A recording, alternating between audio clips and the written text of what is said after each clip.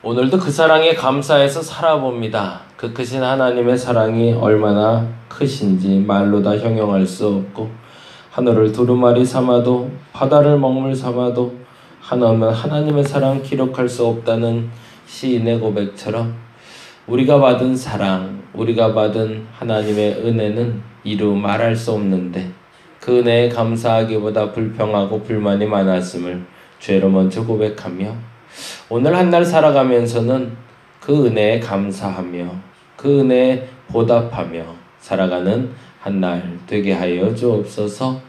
그렇게 사는 게 맞는데, 그렇게 살아야 되는데 왜 오늘도 나의 입술은 이렇게 불평이 많은지 불만이 많은지 하나님, 나의 입술 나의 마음 지키시사 이제는 불평과 불만이 아니라 감사와 은혜를 그리고 평강을 누리고 끼치는 자가 되게 하여 주시옵소서. 오늘도 감사합니다. 고마우신 예수님 이름으로 기도드렸습니다. 아멘. 아멘.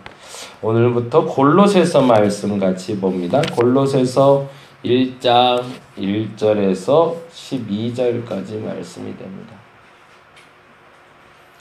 골로새서 1장 1절에서 12절까지. 새소리가 참 좋네요. 아침에 새소리가 계속 들리니까 산속에 들어와 있는 것 같아갖고 1장 1절에서 12절까지 우리 같이 한 목소리로 천천히 읽도록 하겠습니다. 하나님의 뜻으로 말미암아 그리스도 예수의 사도된 바울과 형제 디모데는 골로새에 있는 성도들 곧 그리스도 안에서 신실한 형제들에게 편지하노니 우리 아버지 하나님으로부터 은혜와 평강이 너희에게 있을지어다. 우리가 너희를 위하여 기도할 때마다 하나님 곧 우리 주 예수 그리스도의 아버지께 감사하노라.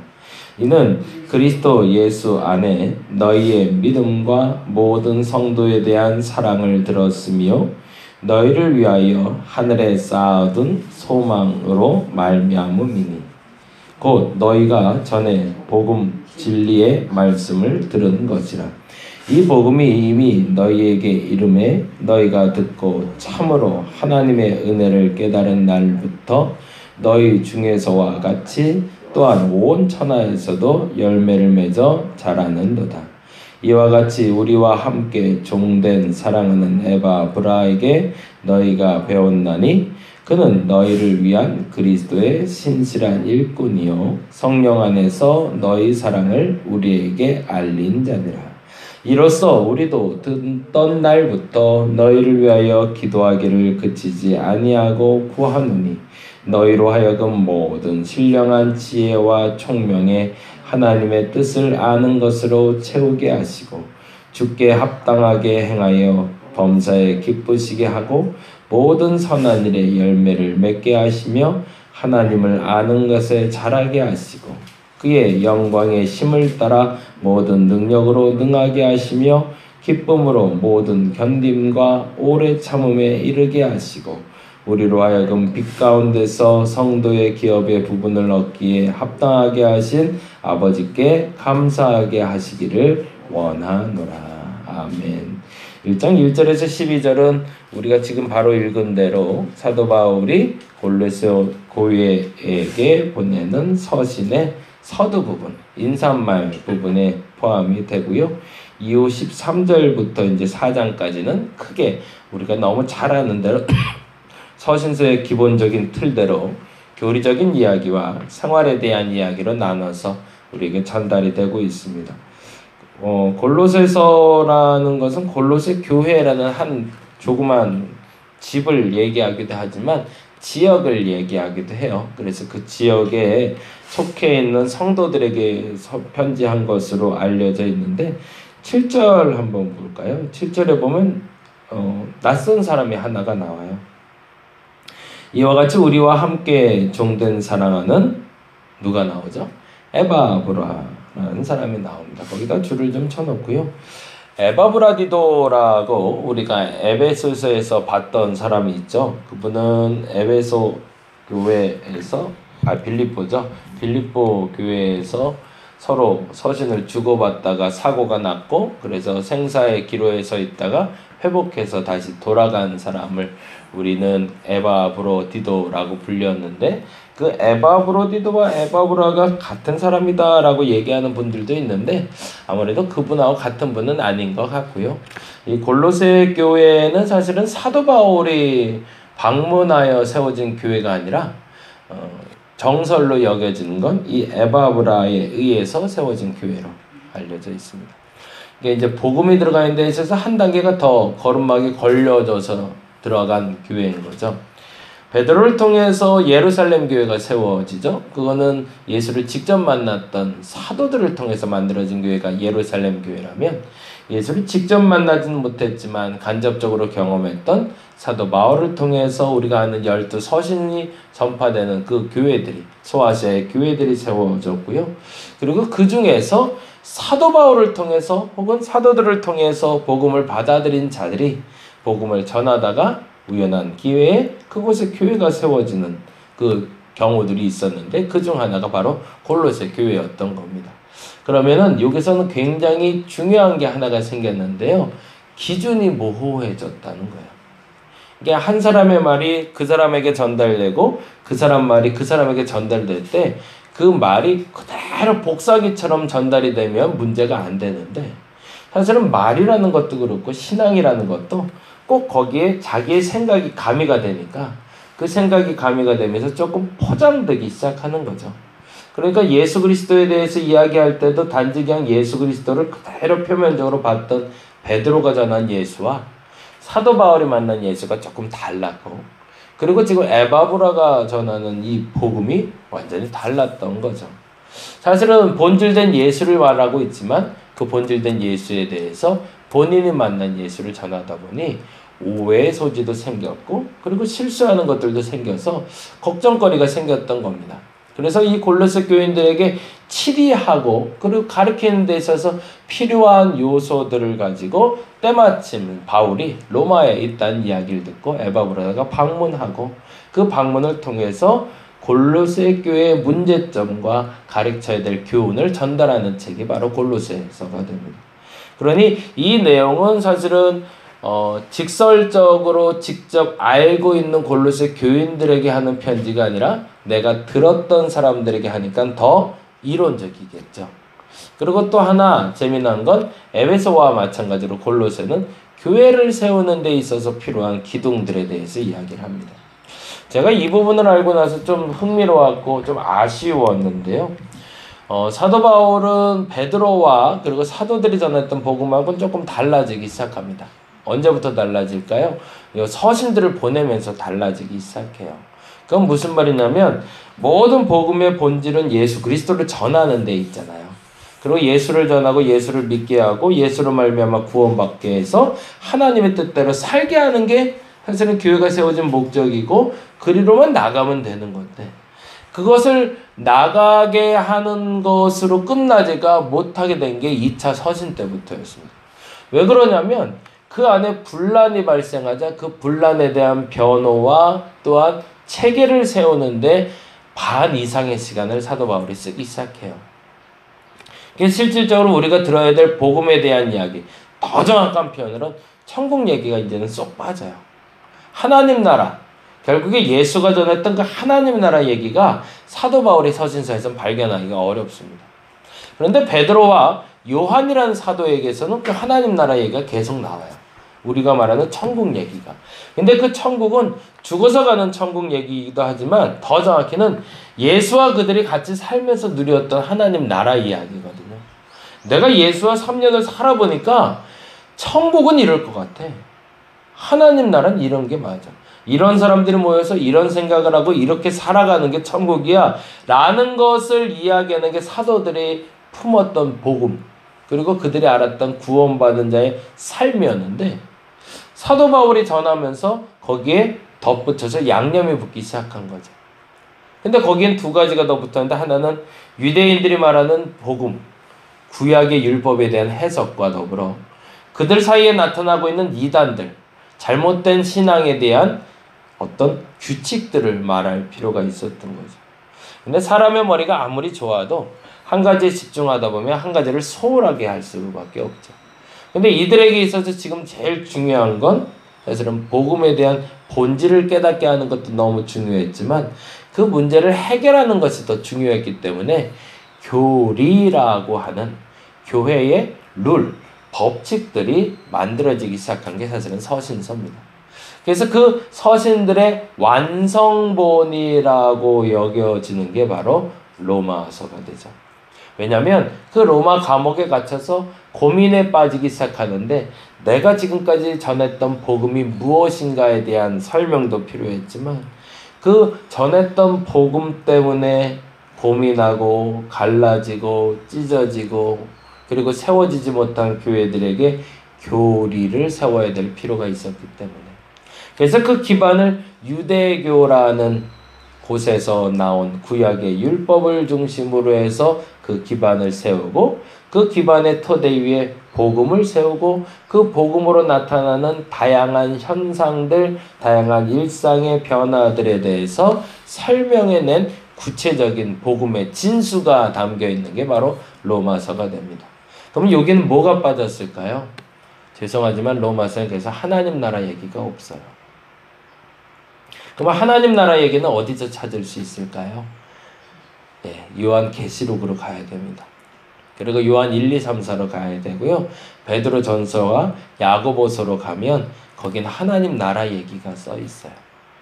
이게 본질이 다른 거죠. 본인이 전하고 있었던 그리고 본인이 하고 싶었던 얘기가 상황에 따라 조금 달라진 거죠. 그렇다고 사도 바울이 하나님 나라를 몰랐던 건 아니고요. 그 천국에 대해서 소망하지 않았던 것도 아니고 근데 중요한 건 현장에서 내가 꼭 필요한 이야기들을 담다 보니 그 이야기들이 교리라는 이름으로 우리에게 전화되게 됐다. 그래서 신앙생활을 하면서 우리가 제일 먼저 읽어야 될 책이 뭐냐라고 얘기할 때 우리가 복음서를 말하는 이유도 사실은 거기에 있습니다. 복음서를 알아야 하나님 나라를 알고 예수를 알 수 있고 근데 복음서만 보면 안 되는 이유는 그렇게 복음을 알아들은 사람들이 깨달은 사람들이 이 땅을 살면서 규칙을 만들어 가야 되는데 그 규칙은 어디 써 있나? 그게 바로 서신서에 써 있기 때문에 그렇고요. 그런데 서신서만 연구하다 보면 신학자는 될 수 있어도 하나님 나라 백성은 될 수가 없는 거죠. 왜? 거기는 하나님 나라 이야기는 적혀 있지 못하니까. 적어 있어도 작게만 적혀 있으니까. 그래서 계시록을 읽어낼 때 우리가 죽어서 갈 저 천국만 얘기할 것 아니라 이 땅에 살아가며 우리가 이루어야 될 천국, 그 천국에 대해서도 반드시 이야기할 필요가 있는 거죠. 그래서 사도 바울이 얘기할 때 고린도전서나 골로새서나 그리고 각 서신서에서 꼭 등장하는 단어가 있는데 그게 바로 믿음, 사랑, 소망이라는 세 단어가 됩니다. 그래서 그 단어에 대한 이야기를 오늘 잠깐 하면서 마무리했으면 좋겠네요. 사도 바울이 감사한다라는 표현을 쓰고 있습니다. 그게 1장 3절인데요. 그가 기도하며 성도들에게 안부를 물을 때 그들을 칭찬하며 격려하는 메시지가 다음과 같이 전달됩니다. 3절 볼까요? 우리가 너희를 위하여 기도할 때마다 하나님 곧 우리 주 예수 그리스도의 아버지께 감사하노라 라고 이야기하며 그 다음에 이렇게 되어 있죠. 4절과 5절 읽어볼까요? 읽겠습니다. 이는 그리스도 예수 안에 너희의 믿음 거기다 동그라미 해놓죠. 그래서 사도 바울의 서신서를 보면 사실은 이 세 가지 단어가 반드시 기록이 되어 있습니다. 첫째는 지금 말한 믿음. 근데 이 믿음이 무엇인가에 대해서 이렇게 표현하고 있죠. 그리스도 예수 안에 너희의 믿음이라고. 사람에 대한 믿음이 아니라 세상에 대한 믿음이 아니라 바울에 대한 믿음이 아니라 예수에 대한 믿음이 너희를 세웠다. 그거는 과거형이기도 했지만 그들의 본질을 말하는 겁니다. 너희를 세운 것이 믿음이다. 근데 이 말이 중요했던 이유는 소망 부분에서 좀 드러나요. 두 번째 뭐라고 나오죠? 모든 성도에 대한 사랑. 거기에 사랑 동그라미 해놓으시고요. 예수 그리스도에 대한 믿음은 두 가지로 발현돼서 나타나더라는 겁니다. 예수를 믿는다면 우리는 두 가지의 삶의 변화를 그리고 삶의 어떤 현상들을 만나게 되는데 그 첫 번째는 모든 성도에 대한 사랑이 드러나기 시작하더라는 겁니다. 그게 드러나지 않으면 믿음이 없는 사람인 거죠. 예수를 믿는다면 사랑할 수 있어야 되는데 성도들에 대한 사랑, 근데 이 사랑도 역시 아가페 사랑을 얘기합니다. 그리고 세 번째, 우리가 너무 잘 아는 소망 부분은 5절에 다음과 같이 적혀 있습니다. 같이 읽어볼까요? 너희를 위하여 하늘에 쌓아둔 소망이라고 해서 소망이 나오고 있어요. 그래서 믿음과 사랑과 소망, 이 세 가지를 이야기하고 있는데요. 그것이 곧 복음 진리의 말씀을 들은 거라고 되어 있어요. 그러니까 복음의 진수는 믿음과 사랑과 소망에 있다라는 얘기인데, 더 중요한 것은 믿음이 있다면 성도들에 대한 아가페적인 사랑이 나타나야 되며 희생적인 신적인 사랑이 나타나야 진짜 믿음이 있는 것이며, 또 하나는 소망을 갖되 그 소망은 이 땅에 쌓아둘 소망이 아니라 하늘에 쌓아둘 소망을 갖게 되는 것, 그게 그리스도 예수의 믿음을 가진 사람의 현상이다라고 이야기하고 있는 겁니다. 사실은 실질적으로 이 말을 들은 골로새 교인들은 공감하고 인정할 수밖에 없었던 이유는 당시에 골로새를 중심으로 크게 당대, 고대 도시 중에 유명한 도시가 세 가지가 있었어요. 근데 유독 이 골로새라는 도시에 60년대경에 지진이 일어납니다. 큰 지진이 일어나서 사실은 도시가 많이 망가져요. 근데 사람들은 신기하게 과거에 좋았던 영광도 기억하고 그리고 지금 어려운 것도 기억하는데, 과거의 영광과 오늘의 어려움을 기억할 때 그 기준이 매우 상대적이라는 데 있습니다. 왕년회라는 단어를 많이 쓰는 것처럼 골로새를 중심으로 했던 이 도시보다 그 주변 도시가 더 못 살았었는데, 지진을 겪으면서 골로새 교회에게 경제적으로 많이 어려워졌던 거예요. 근데 그 시기에 에바브라를 통해서 골로새에 복음이 전파됐는데, 복음이 전파되면서 그들에게 가진 소망은 뭐였을까요? 과거의 영광을 회복하는 거겠죠. 과거에 그 경제적으로 넉넉했을 때로 돌아가고 싶었던 소망들이 있었겠죠. 그래서 그렇게 되기 위해서 예수 믿는 사람들도 왕왕 있었겠죠. 근데 사도 바울은 그 사실을 알고 있었기 때문에, 그리고 골로새 교인들도 분명히 알아야 하기 때문에 다음과 같이 이야기했던 겁니다. 예수를 믿는 것은 희생적인 사랑과 땅의 보물을 쌓아두는 소망을 갖는 데 있는 것이 아니고 하늘의 보물을, 하늘의 보화를 쌓아두는 소망을 갖는 게 진짜다라고요. 오늘은 그렇게 기도했으면 좋겠습니다. 내게 믿음이 있는가 주께서 물어보실 겁니다. 너는 나를 향한 믿음이 있는가? 그렇다면 두 가지가 나타나야 되는데 라고. 그 첫 번째는 성도들을 향한 희생적인 사랑이 있어야 됩니다. 누군가를 위해서 희생하되 아낌없이 줄 수 있는 그 희생의 사랑. 희생은 사실은 받고자 해서 헌신하는 것이 아니라 받지 않으려고 헌신하는 것이 희생의 사랑입니다. 그 희생의 사랑이 있는가 첫째 점검해 보시고요. 두 번째, 너무 중요한데, 그래서 얻고자 하는 것이 이 땅의 복인가 하늘의 복인가 점검하시고, 진짜 복, 저 하늘에 쌓아둘 복을 누릴 수 있는 저와 여러분 되시기를 간절히 바랍니다. 기도하겠습니다. 골로새의 소망이 나의 소망이 되게 하시고, 골로새의 믿음이 나의 믿음이 되게 하시며, 골로새 교인들의 사랑이 나의 사랑이 되게 하여 주시옵소서. 예수 그리스도를 믿는다면 두 가지의 분명한 뜻들이 이루어져야 됩니다. 그것은 성도들에 대한 헌신적인 사랑과 그로 말미암아 세워지는 소망, 쌓아둘 소망, 곧 하늘의 소망이 이루어지는 것입니다. 이 땅에서 누리고자, 이 땅에서 복을 받고자 예수 믿지 말게 하시고, 저 하늘에 쌓아둘 소망을 누리고자 예수 믿는 우리 되게 하여 주옵소서. 사실 옛날부터 그렇게 배웠는데 어느 날부터 내가 원하는 복은 이상한 것으로 변질되어 있습니다. 하늘의 복, 그 복을 누릴 수 있는 저들 되게 하여 주시옵소서. 감사합니다. 고마우신 예수님 이름으로 기도드렸습니다. 다 같이 기도하고 돌아가도록 하겠습니다.